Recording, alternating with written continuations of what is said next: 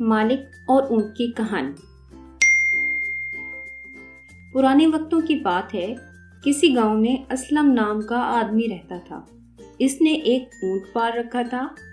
اسلم کے پاس بہت دولت تھی۔ اس کے پاس کسی بھی چیز کی کمی نہ تھی۔ اسلم کو سیر کرنے کا بہت شوق تھا۔ وہ اکثر اپنے اونٹ پر سوار ہو کر لمبے سفر پر نکل جاتا تھا اور راستے میں جہاں رکنا ہوتا وہاں خیمہ لگا لیتا۔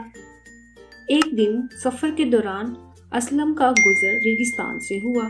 شام ڈھلتے ہی اسلم نے ایک مناسب جگہ دیکھ کر خیمہ لگا لیا۔ ریگستان میں رات بہت ٹھنڈی تھی۔ اسلم نے اونٹ کو خیمے کے باہر باندھ دیا اور خود خیمے کے اندر جا کر لیٹ گیا۔ اسلم کو لیٹے ہوئے کچھ ہی دیر گزری تھی کہ اچانک اونٹ نے اپنا منہ خیمے میں ڈال کر پوچھا، مالک باہر بہت سردی ہے، کیا میں اپنا منہ خیمے کے اندر کر سکتا ہوں؟ اسلم بہت رحم دل تھا۔ اس نے اونٹ کو اجازت دے دی۔ اونٹ مزے سے اپنا منہ خیمے میں گھسا کر بیٹھ گیا۔ اونٹ نے محسوس کیا خیمہ نہ صرف گرم بلکہ انتہائی آرام دہ ہے۔ کچھ دیر بعد اونٹ نے پھر پوچھا، مالک میں سردی سے ٹھٹھر رہا ہوں، اگر آپ کی اجازت ہو تو میں اپنی گردن خیمے کے اندر کر لوں؟ اسلم کو اونٹ پر ترس آ گیا۔ اس نے کہا، ہاں بالکل کر لو۔ یہ کہہ کر اسلم کروٹ بدل کر لیٹ گیا۔ اونٹ نے اپنی پوری گردن خیمے کے اندر کر لی۔ اسلم کو نیند آنے ہی لگی تھی کہ اونٹ نے پھر سے بولا، میری آپ سے گزارش ہے کہ میری ٹانگیں سردی سے کانپ رہی ہیں، کیا میں صرف اپنی ٹانگیں خیمے کے اندر کر لوں؟ اسلم نے اس پر بھی کوئی اعتراض نہ کیا اور اونٹ کو اجازت دے دی۔ اونٹ نے فوراً اپنی اگلی ٹانگیں خیمے کے اندر کر لی۔ اونٹ کو خیمہ بہت پسند آیا۔ اس نے سوچا کہ اگر وہ خیمے میں ہی رات بسر کر لے تو کتنی میٹھی نیند آئے گی۔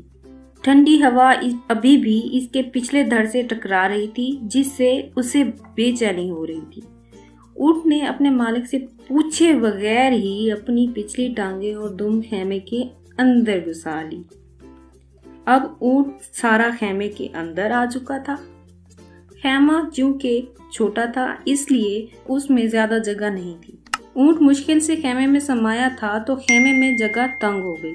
اسلم کھڑا ہو کر بولا، یہ تم کیا کر رہے ہو؟ اندر جگہ کم پڑ گئی، میں لیٹ بھی نہیں سکتا، تم فوراً خیمے سے باہر نکلو۔ لیکن اونٹ خیمے سے باہر نکلنے کو تیار نہیں تھا۔ وہ خیمے کی راحت سے نکل کر باہر سردی میں ہرگز جانا نہیں چاہتا تھا۔